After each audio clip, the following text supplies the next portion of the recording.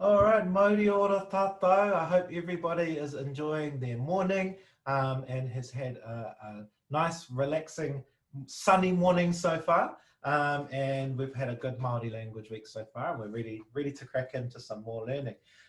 So we've had a range of things going on this week for our sessions. We've had some simple phrases. Yesterday I talked about Mauri ora. Today I'm going to spend this time talking about pronunciation. And I promise you, anyone who is out there thinking, I can't pronounce that word, I promise you, you can pronounce Māori like a native speaker. It just involves a little bit of, a few tips and tricks and a little bit of practice. So if you have any questions about anything that comes up over the next 10 minutes or so, then feel free to pop them in the Q&A function. I'll talk for about 7 or 8 minutes. And then I'll go to the Q&A section and answer as many as I can until our time is finished. So Mauri ora everyone. So I promise you that if you are a native speaker of any variety of English, anywhere around the world, you can pronounce all of the sounds that occur in Māori. And if you have other languages under your belt, like Japanese, for example, some Spanish, those are some of the languages that utilize a lot of the same sounds in Māori. So when it comes to pronouncing Māori words, all we need to do is just detach a little bit from the letters that we see, and because what we're used to seeing in English is a little bit different to how we pronounce things in Māori. But in terms of the sounds, I promise you, you can pronounce it like a native speaker. So I'm not going to talk about everything today. I'm only going to touch on 1 or 2 things that you can take away with you, and hopefully they put you in good stead for pronouncing Māori words like a native Māori speaker. All right, so let's talk about vowels. The cool thing about vowels in Māori is there is only ever one way to pronounce them. In English, like the words through and thought and though, different vowels and different vowel combinations, and depending on where they sit inside the word, that can change the way that they're pronounced. And so when we see Māori vowels, we have a tendency to want to try and do something like that as well. But with Māori vowels, there is only ever one pronunciation, and it never, ever, ever changes. So if we can master those vowel sounds, then we can master just about any Māori word. So let's have a look at these little words here on the slide. I'll get you to follow along with me wherever you are, even if it makes you sound a bit strange. I'll get you to shout them out with me as much as you can. The word R, New Zealand English pronunciation of R, or any kind of English pronunciation, R, yeah? You say the word R, and then we take away that R-E, that underlined bit left there is R, R, R, R. So that vowel is how you pronounce it, the word R. All right, so we've got R. Same thing with there or there. All right, we take off the RE bit of that sound, there. We take off the TH, there, e. All right, that is how we pronounce that vowel, e. So we have A and E, R, there, A, E. All right, continuing on for our E sound. Now, obviously in Māori, this is written as what we would call in English an I. In Māori, we call it an E, E, all right? And it's the same sound as the word three, so nice and cheesy, right? Three. We take off the beginning of that word and we are left with E, right? A, E, A, E. Or, all right? Whip off that R sound and we've got O, A, E, O.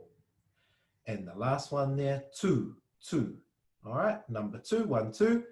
And the sound there is oo. So that in English, we would write that as a U, but in Māori, we pronounce it as an oo. So these 5 vowel sounds are the only 5 vowel sounds that we have in Māori. We don't have any other vowel sounds. So all together, we get A, E, I, O, and U. Those are our Māori vowel sounds. They never ever change. It doesn't matter what happens in your word. It doesn't matter what happens before or after it or in the middle. It doesn't matter if you've got 19 of them together in one long string. The sounds never change. So if you do have a string of vowels, and I've put one down the bottom there just for a bit of fun, all right, it's not very often that long strings of vowels occur in English, but they are really common in Māori. So it's important to remember that.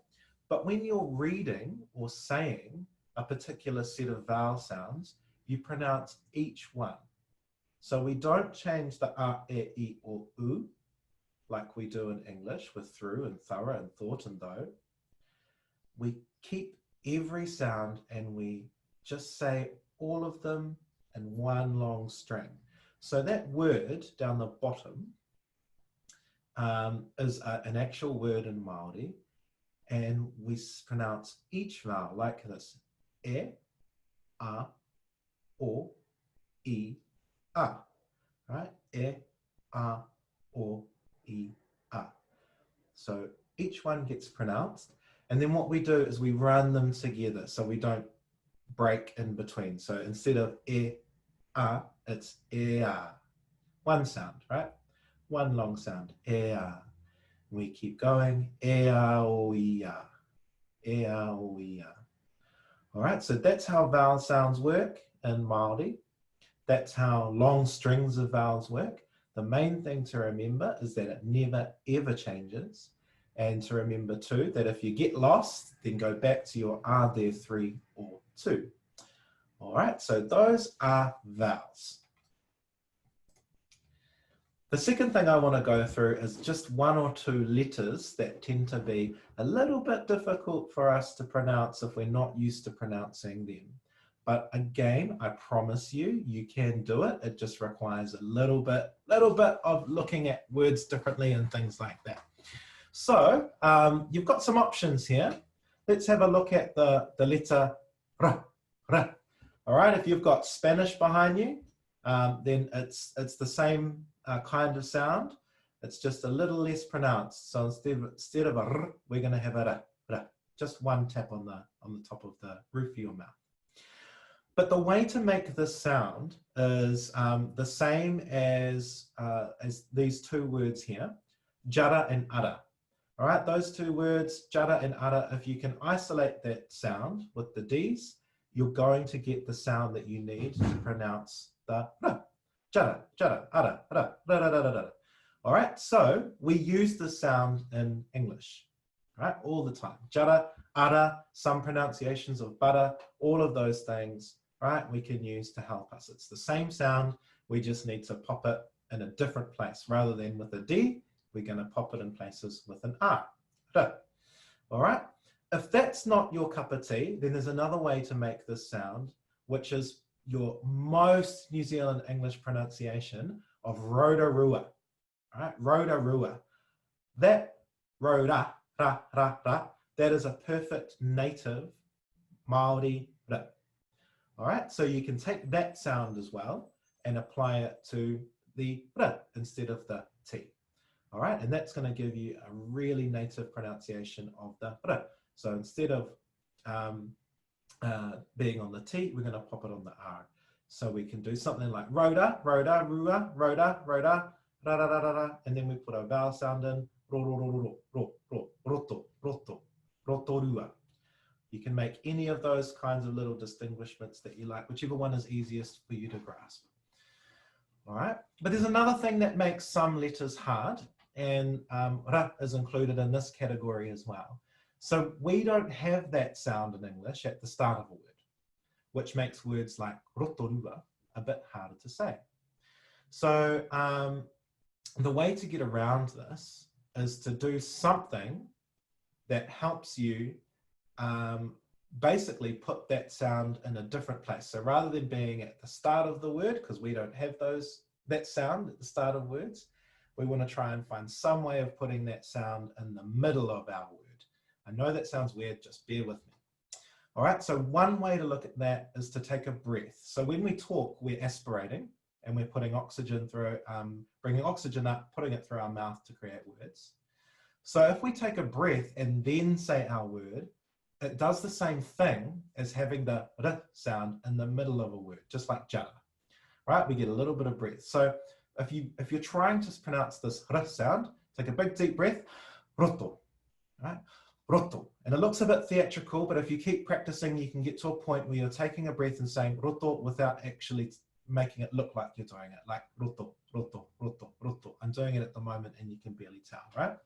So trying to emulate ways of moving the r sound to the middle of a word, like taking a breath, is a really good way of helping you get into that mode of pronunciation for the r. All right, so taking a deep breath, roto, roto, roto. All right.